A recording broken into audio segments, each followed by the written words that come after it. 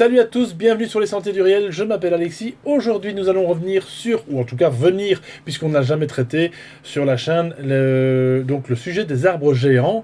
Alors ça c'est quelque chose qui, encore une fois, va peut-être faire crisser peut-être des dents dans les commentaires par rapport à la Terre plate, hein. Vous allez voir qu'il y a des liens par rapport à ça aussi, mais on va pas forcément parler de Terre plate aujourd'hui, bien que mon invité fait ce qu'il veut, il est chez lui aujourd'hui. C'est Hassan Bodi, je le dis, j'espère bien, avec le bon accent, qui est parmi nous donc et qui va nous parler des arbres géants. C'est l'un, pour ma part, même peut-être le seul spécialiste francophone, ou en tout cas français, qui en parle. Il y en a peut-être d'autres aussi, peut-être que je me trompe, mais c'est vrai que c'est le plus connu parmi, disons, ce sujet-là, les arbres géants. Vous allez voir que c'est un sujet quand même qui dépasse justement l'entendement. Voilà, c'était un peu facile aussi par rapport aux géants. Bonjour Hassan, comment vas-tu? Bonjour Alexis, merci de me recevoir dans ta chaîne et ça me fait plaisir parce que le sujet est quand même assez interpellant. Alors, j'habite en France, dans le sud-ouest. Euh, je suis tombé sur les arbres géants enfin, il n'y a pas d'accident, hein, mais c'est au fur et à mesure de ma propre évolution parce que au départ, je travaillais sur la molécule d'eau parce que j'étais à la recherche d'énergie pour essayer de pallier à certains manquements de notre société actuelle. Voilà. Alors il y a quelques années en arrière, euh, parce que j'étais quand même par curiosité, comme chacun de vous pourra peut-être le comprendre, eh bien, c'est en construisant des appareils, des électrolyseurs qui cassent la molécule d'eau. Alors là, c'est pas par résonance, c'est simplement par des courants électriques, quelque chose de banal. Ce n'est pas moi qui ai inventé. Il y en a d'autres avant moi, mais il y a plusieurs façons, plusieurs systèmes d'arriver à faire fusionner, c'est-à-dire la fusion froide de la molécule d'eau. Et alors, c'est au cours de certaines expériences qui ont duré quand même plusieurs mois, voire même plusieurs années maintenant, que je m'étais rendu compte au travers de réservoirs euh, contenant l'hydrogène et l'oxygène, puisque l'hydrogène et l'oxygène étaient liés, étaient ensemble.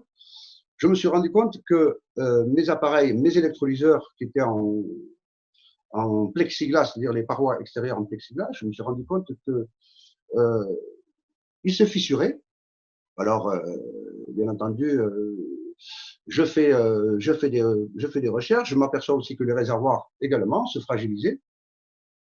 Et c'est en me posant des questions, en faisant des tests, que je me rendais compte que ça pouvait être dangereux. Hein. Faut pas faire n'importe quoi avec ça.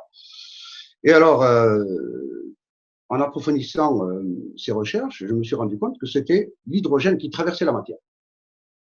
Alors, c'est une chose quand même assez incroyable. Vous pourrez vérifier sur Internet. Vous avez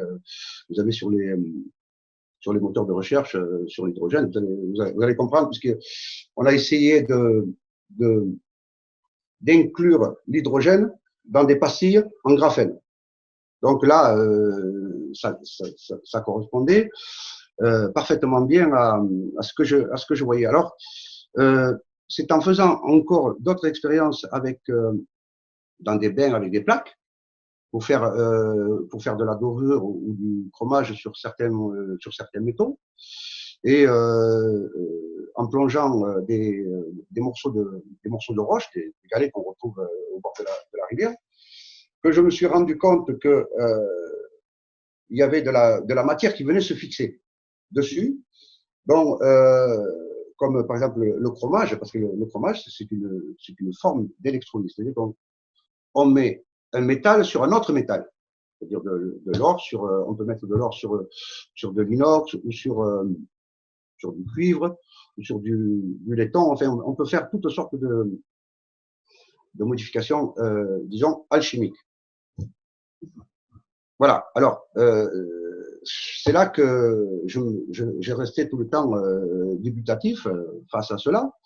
Et d'autant plus que quand dans mes réservoirs je faisais le vide, C'est-à-dire, on extrait l'oxygène, on extrait les molécules d'eau qui pouvaient être en suspens à l'intérieur. Et en mettant de la roche, comme en mettant un métal, eh bien, je me rendais compte que le métal se fissurait, que la roche, elle se fissurait. Voilà. Et alors là, c'est quand même assez interpellant parce qu'on se dit, mais c'est bizarre. Qu'est-ce qui se passe réellement? Alors, c'est là qu'on va aller faire des recherches par rapport à ce que les prédécesseurs ont fait dans d'autres domaines, c'est-à-dire il faut aller dans le milieu de la pratique. Il faut aller voir ceux qui soudent, ceux qui travaillent, ceux qui touchent la matière. Et alors, eux-mêmes me disaient qu'ils ne comprenaient pas, qu'ils n'avaient pas prêté attention à ces phénomènes-là. Alors, il est évident que. Alors, c'est un jour, je vois dans des moteurs de recherche sur Semir Osmanovic, qui est un Bosniaque, qui a découvert les fameuses pyramides en Bosnie, et notamment ces fameuses sphères qui font plusieurs tonnes, 10, 15 tonnes d'épaisseur. Alors là, ils avaient sondé à l'intérieur de ces sphères, et ils avaient trouvé des couches de métaux différents par couches successives. Alors, eux, ils disaient que ça venait de l'espace, en fait, d'anciennes technologies, d'anciennes civilisations. Et moi, en regardant les analyses chimiques, je leur ai écrit, j'ai envoyé des mails, j'ai eu l'attaché de presse de M. Semir Osmanovic qui m'a répondu. Il me dit non, ce n'est pas possible. Donc, peu de temps après, ils ont tout retiré des moteurs de recherche. Donc, ça a été vérifié par monsieur Pascal Viellard, qui travaillait pour le magazine de Rock Zucker, Top Magazine. C'est lui, voilà. Il était venu, enfin, il m'avait appelé, il m'avait demandé, mais comment as-tu, quel est le processus? Alors moi, je lui ai expliqué ce que je viens de vous dire. Et lui, il fait ses recherches par rapport à ses analyses, et il s'aperçoit qu'effectivement, parce qu'il a retrouvé les échanges que j'avais eus avec eux, il s'aperçoit effectivement qu'eux-mêmes avaient retiré des moteurs de recherche ces rapports d'analyse. Alors, ça pouvait tout simplement, enfin moi ça m'a amené sur la piste, il me dit tiens, on essaie de cacher quelque chose. Alors que ce monsieur qui vit, enfin Semir Osmanovic, qui vit aux États-Unis et qui en même temps, ils ont développé un centre là-bas, ça m'avait quand même mis la puce à l'oreille. Moi, je me suis dit, mais tiens, c'est bizarre. Et c'est pour ça que j'avais fait le lien avec ces fameux arbres géants dont on retrouve ces fameux vestiges dans le monde entier. Alors, la plus connue, c'est la Tour du Diable aux États-Unis. D'ailleurs, Alexis, tu leur feras voir. Hein, il n'y a pas de. Voilà. Voilà. Et alors, il y en a aussi en Irlande, en Islande, on en retrouve partout dans le monde, au Venezuela, mais partout. Alors, ces vestiges, alors, c'est là que quand on regarde, quand on observe avec des yeux aguerris, on se dit, mais qu'est-ce que c'est c'est pas possible. Ce sont des arbres qui faisaient des kilomètres de hauteur, dont on ne retrouve que la souche, que l'embase. Alors, qu'est-ce qui a pu créer cela? Eh bien, c'est-à-dire que quand j'avais fait l'expérience, moi, de cette mutation de la matière, de cette cristallisation, quand on voit le végétal, eh bien, il faut éliminer l'oxygène, mettre de l'acide ou de l'eau salée avec un autre minéral ou alors avec un autre métal. Et à ce moment-là, on envoie un courant électrique. Alors, le courant électrique, si nous avons le fer lui-même dans l'eau, quand il se met à rouiller, la rouille est une électrolyse naturelle du fer, c'est-à-dire une dégradation. Il veut changer d'état.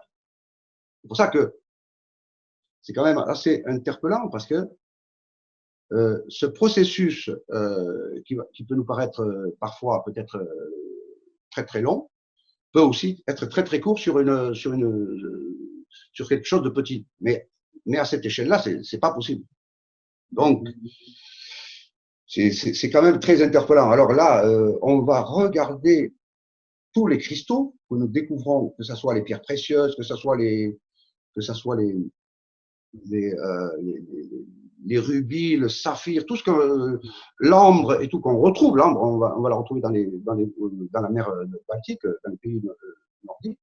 Et quand on retrouve ces minéraux, ces cristaux, on se pose des questions parce que on peut l'associer comme de la sève, comme le sang humain. Si on l'assèche, si on le fait sécher, il devient comme un cristal. C'est-à-dire là, c'est quand même assez c'est très interpellant, voire même choquant, parce que tout ce qu'on nous a raconté depuis le départ, là, quand on voyait ces vestiges, ces souches de bois, enfin ce qui reste, on voit très bien les filaments, c'est-à-dire les fibres, qui ont des formes octogonales, hexagonales. Ça ne peut pas, c'est impossible que ce soit de la lave, c'est-à-dire une poussée de lave. Et quand on voit dans les gorges, que ce soit du Verdon ou quand on monte on va en montagne, ou alors même dans le Massif central, on retrouve ce qui était à l'origine soi-disant des volcans, qui peuvent être soit d'anciennes souches, soit des terminaisons racinaires. C'est-à-dire tout le Massif central. Voilà. Alors, quand on regarde les Pyrénées qui vont de Perpignan à Bayonne, ils vont d'est en ouest, comme une racine. Comme une racine qui a été usée par le temps, qui a pu subir des impacts de foudre à la longue, parce que si on imagine dans des temps très reculés, très très anciens, une atmosphère chargée en électricité avec des pluies torrentielles, des impacts de foudre. D'ailleurs, je vous en parlerai un peu plus tard par rapport à la foudre, parce que c'est-à-dire ces accidents, comme on pourrait le dire, ces cassures, on nous a fait croire que c'était des soulèvements magmatiques, c'est-à-dire de dessous, alors que là, si on parle soit de racines, des montagnes, d'anciennes racines, comme des racines sur lesquelles vont pousser des repousses d'autres arbres, comme les Alpes qui sont en France, en Italie, qui vont aller en Autriche, en Allemagne, en Suisse, et qui vont aller jusque pratiquement en bordure de la Yougoslavie. Et quand on voit la boîte de l'Italie, aussi c'est pareil, c'est des racines avec des accidents, comment dire, comme des genres de secousses, c'est-à-dire des poussées. Il peut y avoir, parce que dans ces racines, à l'intérieur de ces montagnes, de ces terminaisons peut-être des volcans, il va y avoir de l'hydrogène, des gaz qui vont pousser et faire des explosions, donc les tremblements de terre. Alors tout ça, là, nous on parle de ce qui nous concerne en Europe. Ça, c'est quelque chose que j'ai vu moi de mes yeux, que tout le monde peut observer. Mais si on se réfère au reste du monde par rapport aux photographies, par rapport à des vidéos, à des films, on se rend compte que tout ce que nous a raconté jusqu'à aujourd'hui n'est pas comme ce que nous sommes en train de constater. Alors, il est forcé de croire quand même que notre monde, à ce moment-là, si des arbres faisaient plusieurs kilomètres de hauteur, il y a pu y en avoir bien avant cette période-là, encore beaucoup plus grands. C'est-à-dire des arbres qui aujourd'hui font à peu près 50 voire même 100 mètres les plus grands, peut-être c'est 140 mètres dans le monde, mais on pourrait très très bien imaginer que ça a évolué en diminuant. C'est le temps. Pourquoi? Parce qu'il y a eu des hommes quand ils sont partis aux États-Unis, dans le nord du Canada, ou alors dans le nord des USA, quand ils sont arrivés, ils ont trouvé des souches des arbres, comme des brindilles, cristallisées, comme des pierres précieuses. dans le sol. Ils se sont empressés de ramasser ça. Dessus, ils ont été construire des lacs. Là, ils avaient fait venir les colons pour essayer d'effacer toutes les traces. Mais malheureusement, il en reste. Il y a des endroits en Arizona, partout, c'est quand même assez troublant. Alors, comment est-ce possible qu'un végétal puisse avoir de telles tailles dans un monde soi-disant qui serait issu d'un Big Bang, alors que là, si quelque chose a poussé aussi grandement et aussi dans cette lignée, bien toutes les sciences sont à revérifier. Il y a beaucoup de choses à revoir. Pourquoi? Parce que là, on nous mentirait sur nos origines, on va nous mentir dans plusieurs domaines, que ce soit la physique, que ce soit l'astrophysique, ça n'a rien du tout à voir. Ça ne peut pas. Alors, quand on s'aperçoit qu'un arbre qui met plusieurs centaines d'années, c'est-à-dire il y a des forêts, les plus vieilles forêts actuellement, elles ne dépassent pas guère plus de 400 ans. Il y a, par endroit, il y a des arbres qui ont plus de 1000 ans. Il y en a peut-être même qui peuvent avoir 2000 ans. Ce n'est pas un problème. Mais par contre, on voit que tout ce qui est autour de nous a l'air d'être très, très, très proche de notre période, de notre époque.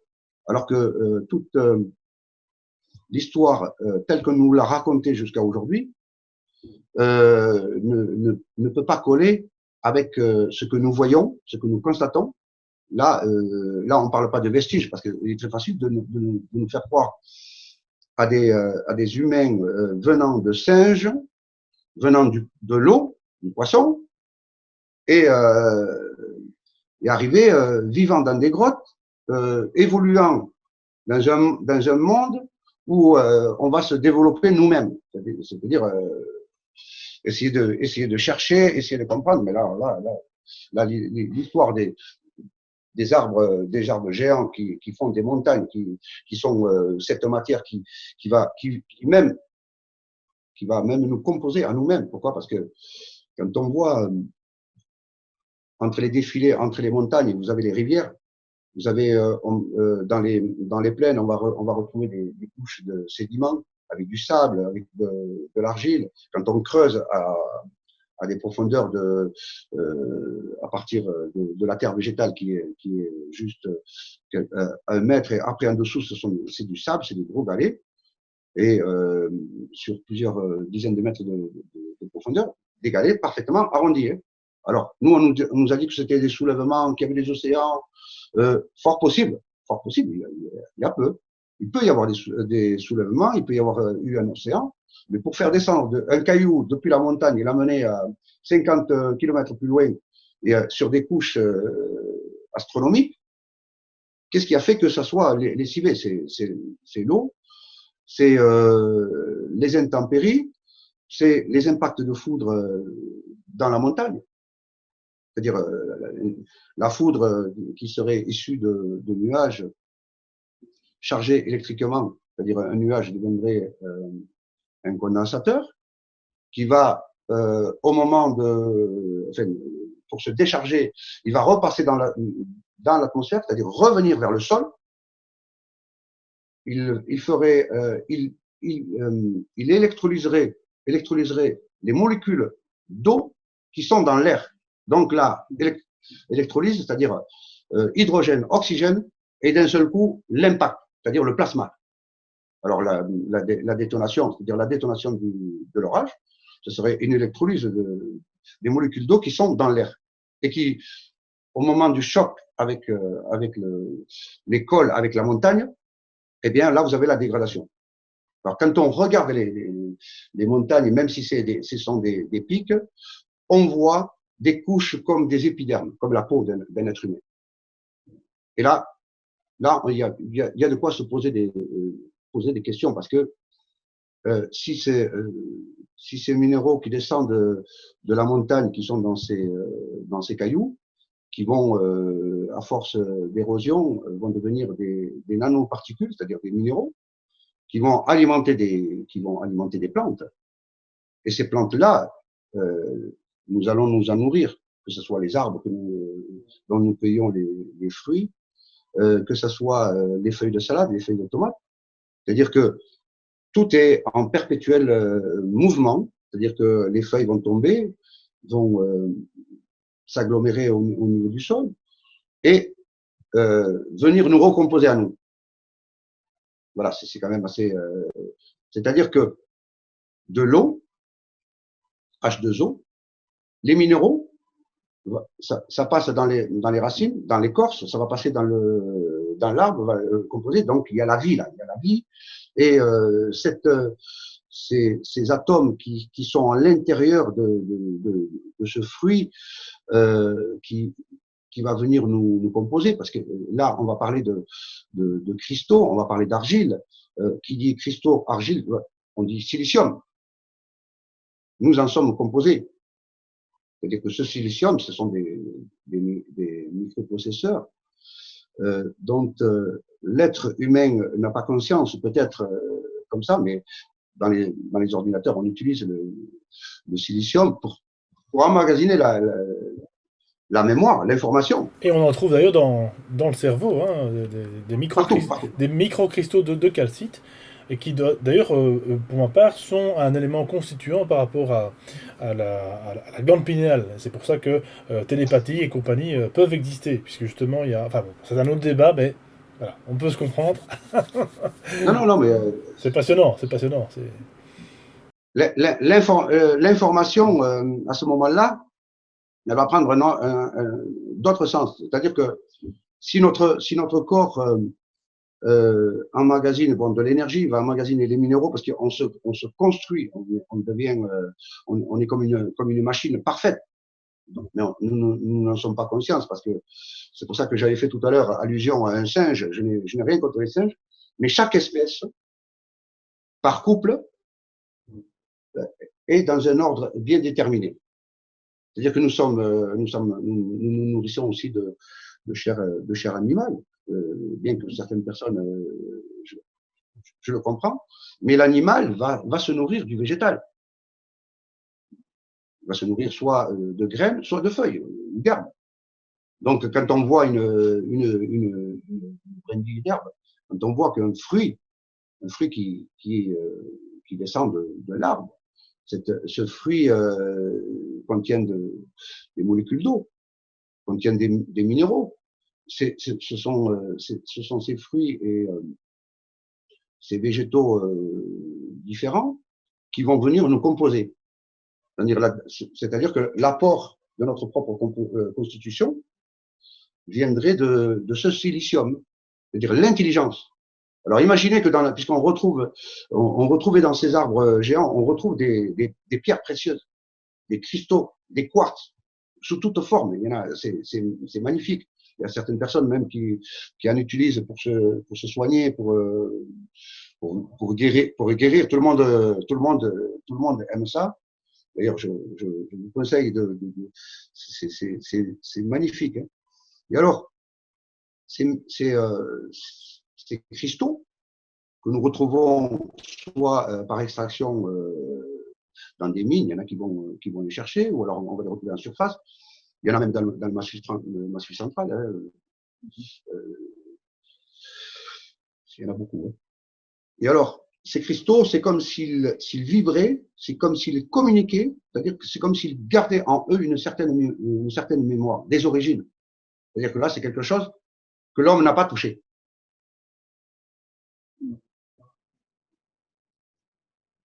L'information originale.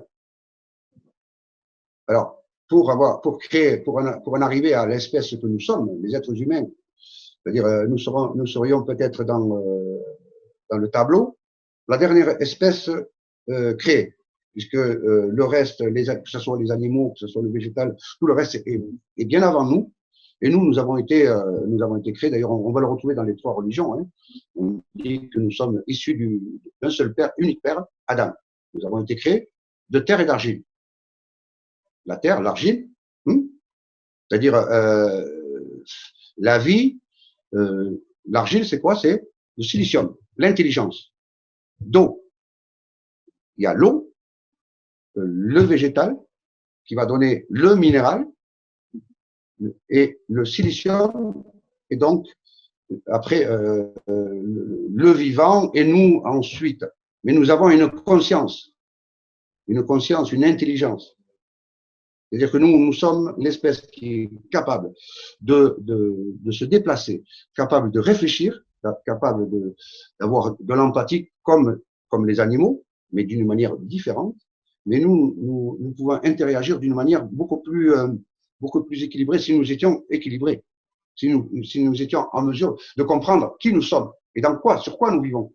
C'est-à-dire nous faisons partie d'un tout que nous n'avons peut-être pas su, ou peut-être on nous a menti là-dessus, certainement qu'on nous aura menti même sur nos origines. Mais quand on découvre cette histoire de végétaux dans le gigantisme, de ces minéraux qui nous composent, automatiquement on revient vers l'eau H2O, et cet hydrogène qui traverse la matière, qui va la muter, c'est-à-dire qu'il y a une intelligence qui s'opère là-dedans. Et cette intelligence va donner un être ou des êtres vivant dans un monde comme un paradis, où passe l'information, si ce n'est dans l'origine qui est l'eau, qui va créer le végétal, qui va créer la matière dont nous-mêmes nous allons être issus. C'est-à-dire comme si nous étions, si on comparait cela, c'est comme si nous étions une conscience physique. Hein. Là, on ne parle pas d'hologrammes ni rien. Pourquoi? Parce que les hologrammes, on va les voir ailleurs, on va les voir dans la matière gazeuse que nous ne percevons pas.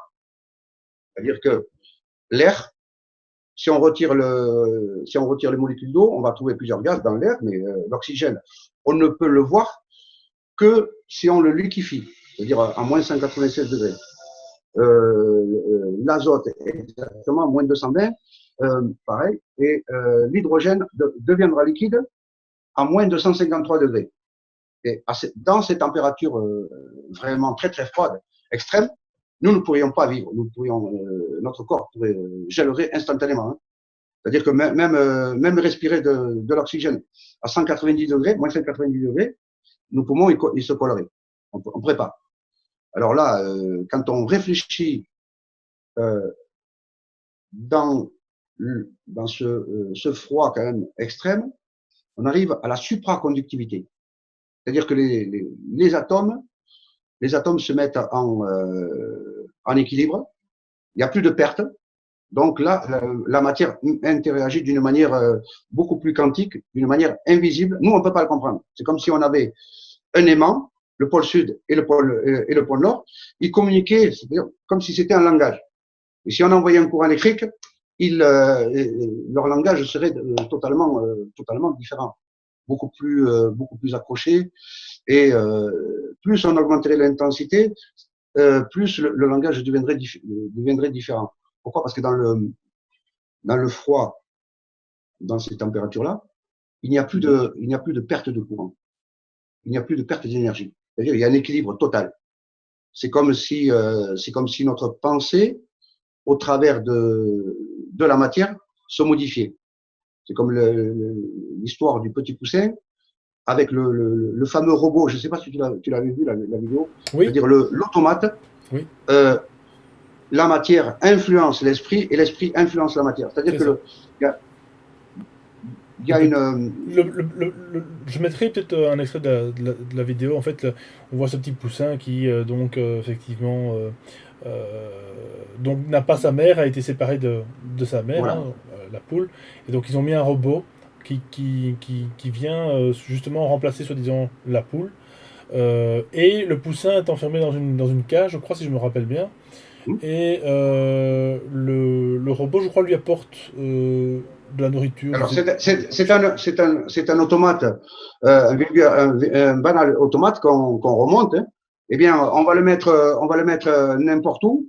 Eh bien, l'automate, il va finir par venir se mettre juste à côté de la cage. C'est-à-dire que c'est le poussin, il est habitué, il le prend pour sa maman. On appelle ça, c'est une empreinte. On appelle ça, c'est une empreinte. C'est-à-dire, c'est une empreinte de mémoire. C'est comme s'il y avait quelque chose, il communiquait, mais il communique au travers de quoi? Il communique au travers, comme si c'était de la télépathie. Mais la télépathie, c'est quoi? Ça passe à travers de la matière. Mais la matière, c'est quoi? C'est de l'eau, c'est de l'air. Il faut que ça soit quelque chose de palpable, Magnétique quelque part, il y a un... qu'on puisse toucher. Parce que si on avait mis si on avait mis du vide, l'expérience aurait, c'est-à-dire si on avait enlevé l'air, on aurait créé le vide, l'expérience n'aurait pas fonctionné de la même manière. Donc ce médecin, parce que l'expérience elle a duré pendant plus de 20 ans, alors il a fait avec plusieurs, hein, c'est-à-dire qu'il élevait ses poussins et le poussin, il était attiré par l'automate était attiré par le poussin. Alors c'est quand même assez extraordinaire. Donc nous-mêmes, au travers des végétaux, pourquoi? Parce que il y a cette histoire d'intelligence, cette histoire de silicium pour envoyer l'information, et il y a aussi l'eau, cette histoire de mémoire de l'eau. La mémoire de l'eau, nous sommes en train de commencer à découvrir que Ben Vediste, d'ailleurs, scientifique français qui est d'ailleurs décédé depuis quelques années quand même, avait commencé à chercher justement par rapport à la Monsieur Montagnier. problématique du cancer, voilà, exactement. Puis il y a eu, entre parenthèses, après, le japonais Masaru Emoto, voilà, qui avait fait faire quelques expériences, parce que c'est pas lui qui les faisait en fait, mais il faisait faire des expériences avec ces fameux cristaux dont tout le monde connaît, je crois maintenant les photos. C'est vraiment, voilà. Non, mais il y a une personne que parmi nos amis, c'est Austin Veda, qui est je ne sais pas si c'est une amie à monsieur Marc Gray. Il avait fait une interview et elle a fait des expériences. Elle a pris des photos sur les différentes formes, c'est-à-dire avec les intentions sur l'eau. Oui, voilà. Très chouette interview. Et d'ailleurs, qui a été aussi. Elle a d'ailleurs fait un article traduit en tout cas dans Top Secret également, je pense. Oui. Voilà. Donc, nous avons il y a des expériences quand même assez concrètes. Alors, c'est tout simplement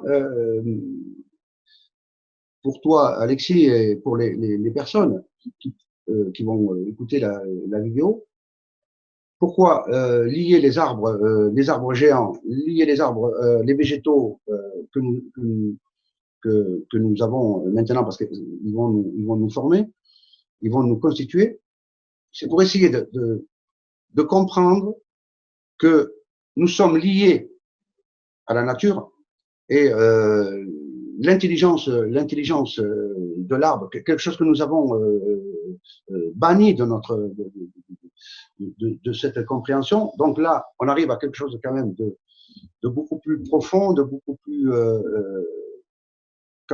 quantifiable au niveau de la matière, parce que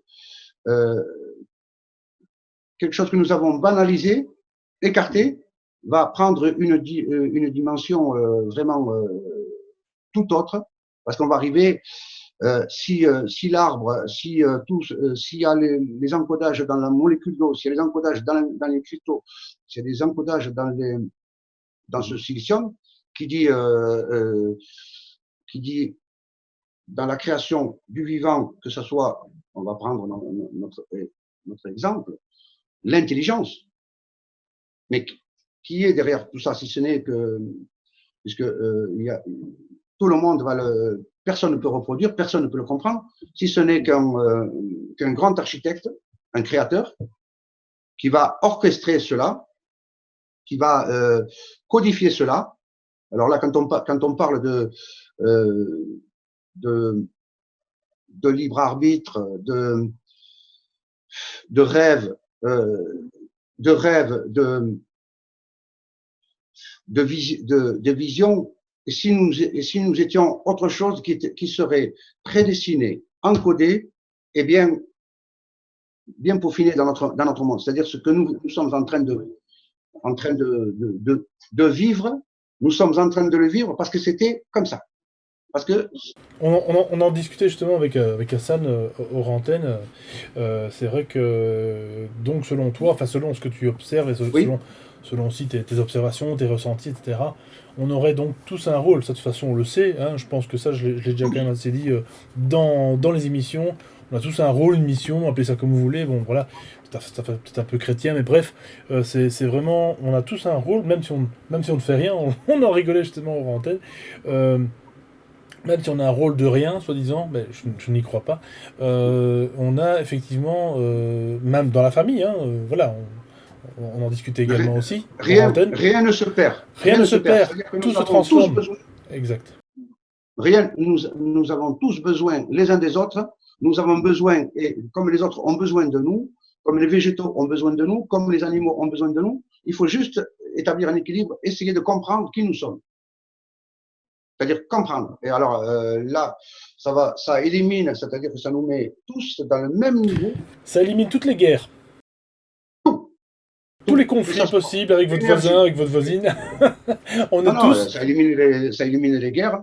Ça nous rapproche, peu importe nos croyances. Oui, c'est ça, voilà, exact. Ça nous met tous sur le même piédestal. Et ça nous remet, par rapport à nos enfants, de petits à la personne âgée, un équilibre total. Oui, c'est ça, exactement, oui. Parce qu'on apprend. On inverse. Voilà, parce que l'adulte peut apprendre à l'enfant, mais l'enfant, on le sait, enfin, si on écoute, peut apprendre à l'adulte. Il faut. Ah ben, c'est-à-dire qu'une personne âgée qu'on met dans des mouroirs, eh bien là, elle prend une autre dimension parce que ça nous met, ça met des personnes qui ont une conscience quand même assez poussée, dérangeante là, c'est au travers de ce que je dis. Ça nous met en face de nos propres responsabilités. C'est-à-dire que de l'enfant à la personne âgée, à la femme, parce qu'on va inverser les rôles. Hein, il faut changer toutes les règles, puisque ce n'est pas nous. Hein, ce sont les lois de la nature. C'est-à-dire là, c'est voir les choses d'une manière différente. C'est-à-dire on inverse tous les rôles au travers de la femme, on inverse les rôles au travers même de la personne handicapée, la personne. Donc une liberté totale et prendre une conscience. Pourquoi? Parce que tout à ce moment-là, tout est à profusion. Pourquoi? Parce que on reviendrait au niveau des sciences, au niveau des connaissances, à un reboot. C'est-à-dire tout refaire à zéro. Alors, l'honneur de la guerre aujourd'hui, c'est soi-disant l'argent puisqu'on le voit là au travers des végétaux, les pierres précieuses, c'est à profusion. L'or n'aurait plus de valeur puisqu'il viendrait de ces arbres. Il viendrait de la mutation de la matière. Les richesses, quelles qu'elles soient, les énergies, parce qu'il nous faut la matière, ce qui fait le fer, les métaux, et on produit ce qu'on veut. Puisqu'on remet en question toutes les technologies, plus de mensonges, puisqu'on vient, on est en équilibre. L'ego, il tombe à l'eau. L'ego, il tombe à l'eau. Au lieu de se prendre la tête, les gens, ils se lèveraient le matin, ils se diraient, tiens, qu'est-ce que je vais aller faire? Parce que je m'ennuie. Et tout le monde pourrait, pardon. Ou qu'est-ce que je vais créer? Ou qu'est-ce que je vais créer plutôt? Non, mais oui. Qu'est-ce que je vais faire? Qu'est-ce que je vais créer? Dans quoi je vais aller m'investir? C'est-à-dire qu'on change tout là. Le paradigme, hein, c'est un paradigme énorme et c'est vrai que j'aimerais avec toi, si tu veux, dans une prochaine émission, voir aussi parce qu'il y a beaucoup de choses à dire et je pense qu'on va se revoir, Hassan, parce que là, voilà, on a fait, disons, on a parlé de la base. Parce que c'est vrai que je ne t'ai pas présenté au début, mais c'est vrai que tu es quand même scientifique à la base. Tu as quand même fait des études justement assez poussées au départ, puis tu as été orienté par d'autres matières, parce qu'on n'a pas toujours le choix, bien qu'on peut avoir toujours le choix, mais c'est un autre débat. Mais voilà, la vie faisant, toi tu as été tourné par plus de la technologie qui t'a justement amené à tout ça, à toute cette compréhension. Encore une fois, rien n'est dû au hasard. Si tu as vécu tout ça, c'est pour justement venir en parler aujourd'hui, en tout cas sur les sentiers du réel. Et je sais que tu as déjà fait quand même pas mal d'autres vidéos et d'autres lives et d'autres directs chez les confrères, etc. Si je puis dire les confrères. Voilà, mais en tout cas, c'est très important de diffuser cette information.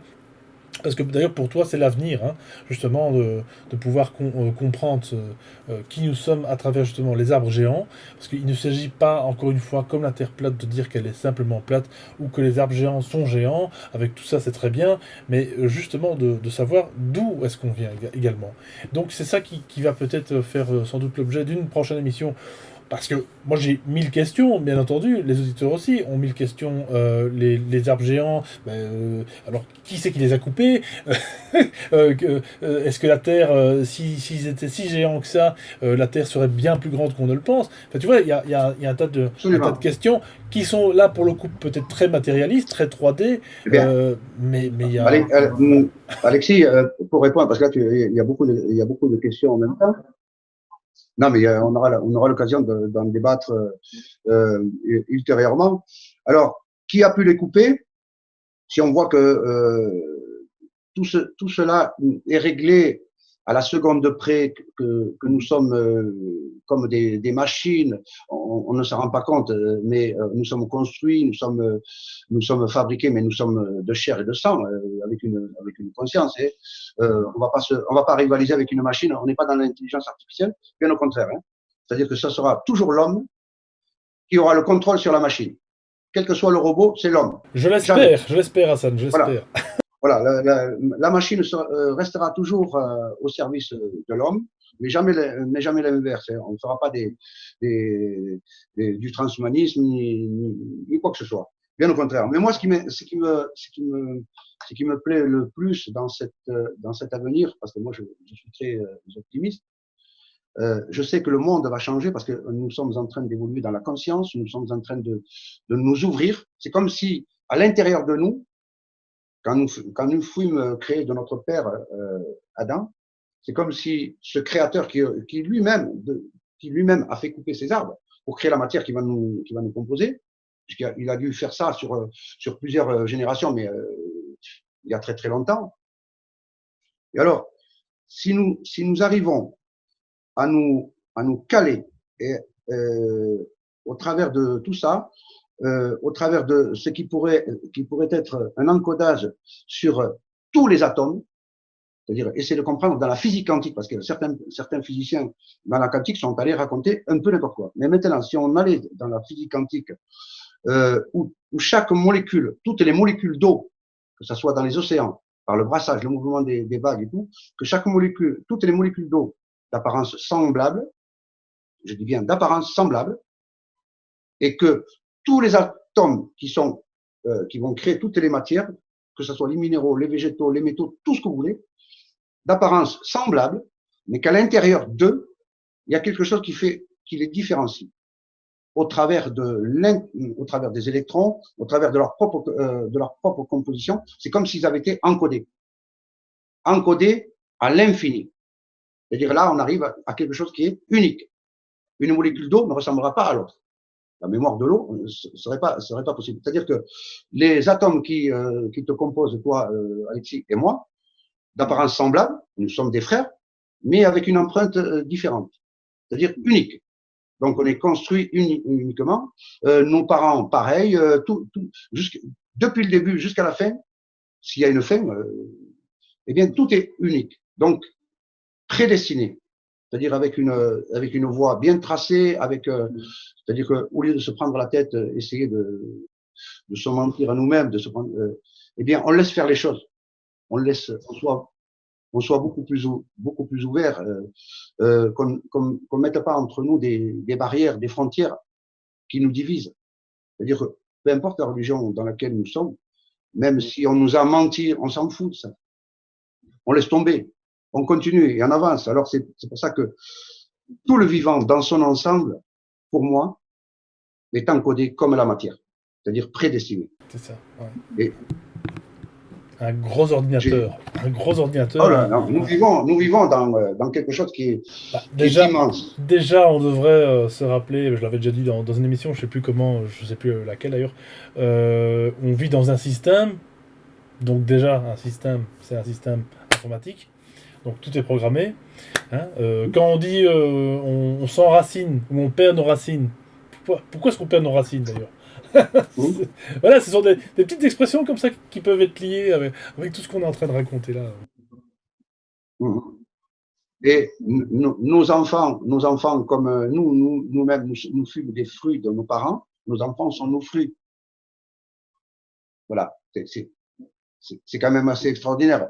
Et ce que nous sommes en train de faire aujourd'hui, qui est prédestiné, prédéfini, c'est ce que nous allons transmettre à nos générations futures, c'est-à-dire à nos enfants. Mais nous leur transmettons, mais eux-mêmes, ils sont encodés. Ils seront encodés. Mais au moins, s'il y a une évolution, la seule évolution qu'il peut y avoir, c'est l'évolution de la mentalité de la compréhension. Pourquoi? Parce que quand on a compris, eh bien, on se dit, on va se laisser aller, mais essayons de vivre avec le plaisir, en essayant de faire plaisir aux autres. Donc, le libre arbitre ne serait que là. Après le reste, si nous faisons dans un plan horizontal et vertical, si nous faisons tout le temps juste, nous tomberions dans cet électron, c'est-à-dire la particule qui apparaîtra que là où elle doit apparaître. Même si nous pensions qu'elle va apparaître à droite ou à gauche, mais elle apparaîtra que là où elle devait apparaître. C'est-à-dire que là où il avait prédestiné, à partir du moment où nous tombons juste, nous avons gagné.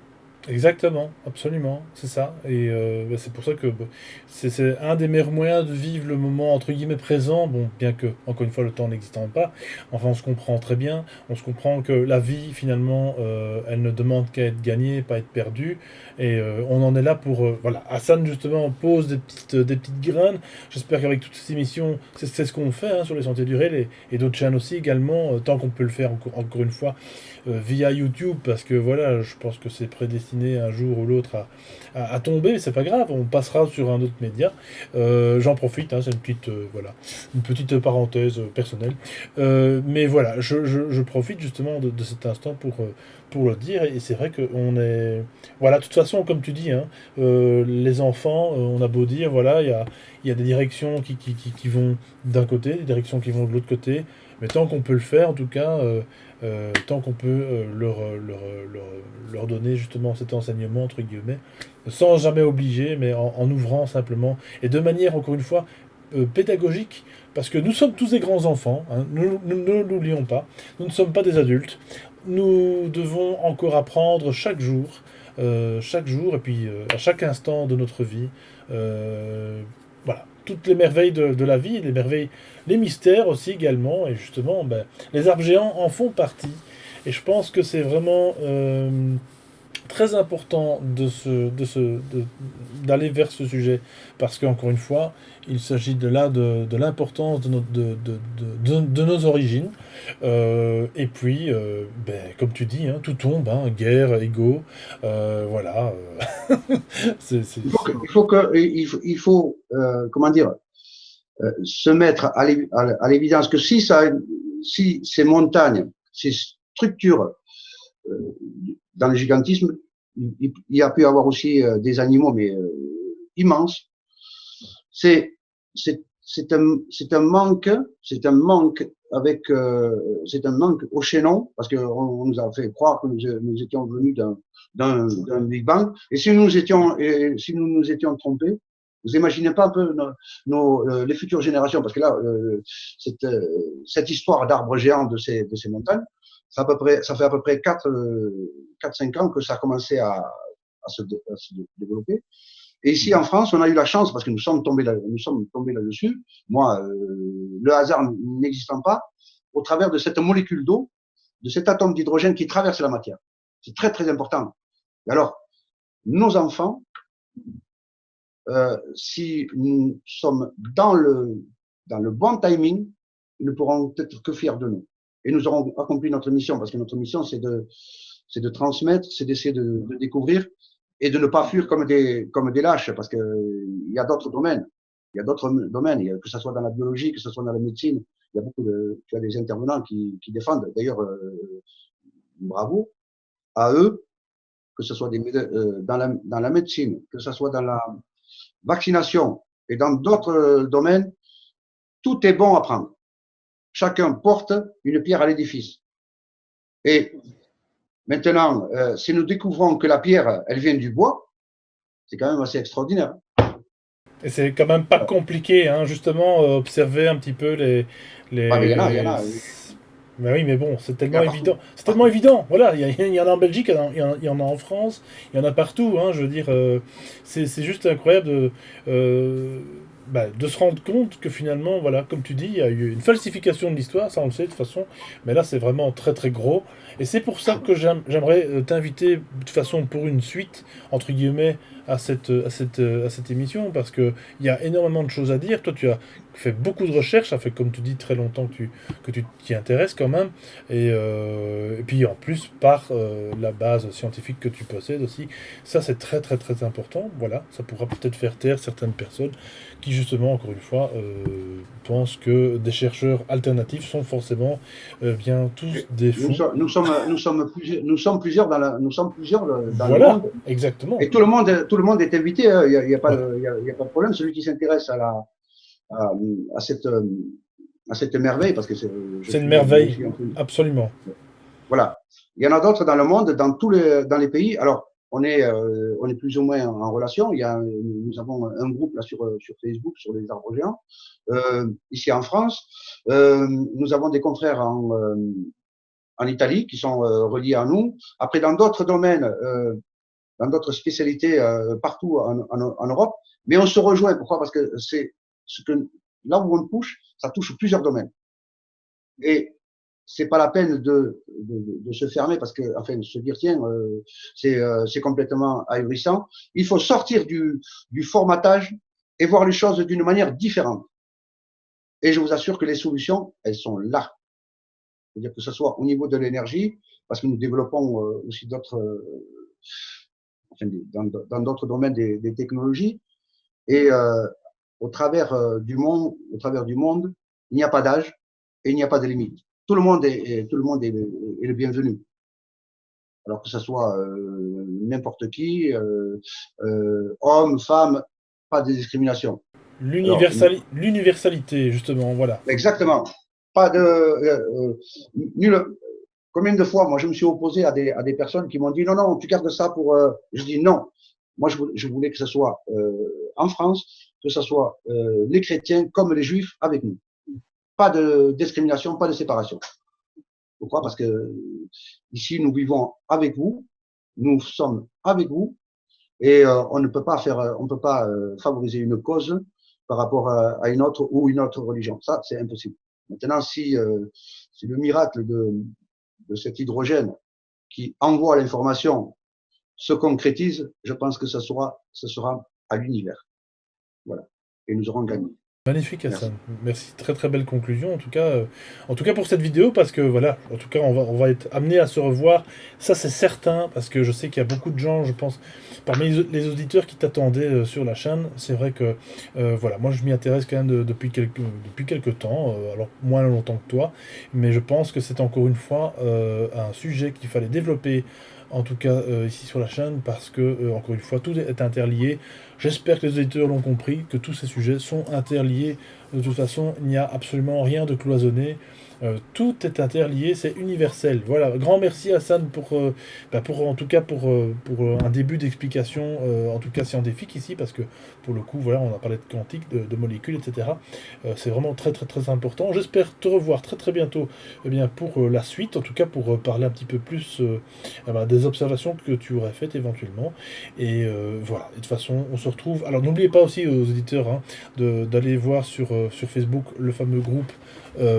C'est quoi, un groupe fermé, un groupe public? Comment ça marche? Euh, euh, c'est les arbres géants. Non, non, c'est public. Hein. C'est public, ok. Donc les arbres géants, Voilà. je mettrai de toute façon le lien en description comme d'habitude. Et allez voir, c'est fascinant parce que là vous allez effectivement avoir, eh bien, je vais pas dire la source même de l'information, mais entre autres en France, en francophonie en tout cas. Voilà, ça devient, ça grossit de plus en plus ce groupe et c'est vraiment fabuleux. Et il y a plein de partages. D'ailleurs, je ne sais plus où donner de la tête parce qu'il y en a tous les jours. Non, non, non, mais ce sont, en plus de ça, ce sont les autres qui s'en occupent, qui le gèrent. Bon, moi, j'avais créé ce groupe-là parce que, comme Rob Zucker avait, à l'époque, il avait publié, et j'ai mis son image, il avait publié un article sur les fameuses sphères. Donc, voilà, c'est libre à tout le monde. Les gens, enfin, ce sont d'autres personnes qui le gèrent. Moi, je ne m'occupe que de temps en temps de publier, c'est tout. Et pour la petite histoire, d'ailleurs, j'avais découvert les fameuses sphères, l'article qui était sur le site, à l'époque, qui existe d'ailleurs toujours, hein, Artivision, qui, je le rappelle, est le site avec lequel tout a commencé, en tout cas pour moi, enfin, en tout cas une bonne partie, à part l'ufologie où j'étais déjà un petit peu dedans, mais Artivision, voilà, un site que vous pouvez encore d'ailleurs visiter, et il parlait des sphères géantes du Costa Rica. Et ils avaient d'ailleurs analysé les boules, alors je ne sais plus trop comment, parce que la pierre au carbone 14, ça marche pas des masses. C'est surtout avec la mousse, je pense, qu'ils avaient prélevé, était plus ancienne que la forêt qui avait poussé autour. Donc voilà. Donc c'est intéressant. Voilà. Mais Voilà. il faut approfondir, Oui, oui, bien sûr. mais que ces sphères, ce soit des noyaux de fruits, parce qu'il y a d'autres noyaux de fruits qui ont d'autres formes, mais que ce soit issu du végétal, donc des minéraux, des pierres précieuses, enfin, c'est quand même assez hallucinant et incroyable, incroyable. C'est d'une merveille. C'est comme si on découvrait un créateur, Dieu. C'est onirique, c'est poétique, il faut, voilà, c'est ça l'émerveillement de la vie aussi, c'est de pouvoir justement découvrir un petit peu plus loin, et encore une fois, comme je dis toujours, un peu changer d'angle. Il suffit pas de grand chose, hein, il suffit pas de se déplacer pour des kilomètres, vous faites Faut pas un se mètre, fermer. voilà, vous faites un mètre en arrière ou sur le côté, vous voyez déjà un tout autre angle de vie, et j'en perds d'ailleurs mon casque. Voilà, donc en tout cas, merci beaucoup Hassan, on se retrouve très bientôt. Merci à toi, merci à tout le monde. Hein. Merci et je dis à très très bientôt. Et de toute façon, Merci. on peut aussi suivre notamment des vidéos sur sa chaîne. Je mettrai tout ça de toute façon en lien en description. Et nous, on se retrouve de toute façon tout bientôt pour une autre vidéo. Comme d'habitude, partagez, communiquez, contactez Hassan si vous voulez un petit peu en savoir plus sur les arbres géants. Voilà, partagez cette vidéo, abonnez-vous, faites ce que vous voulez, comme d'habitude. À tout bientôt pour une nouvelle vidéo. Ciao, ciao, salut!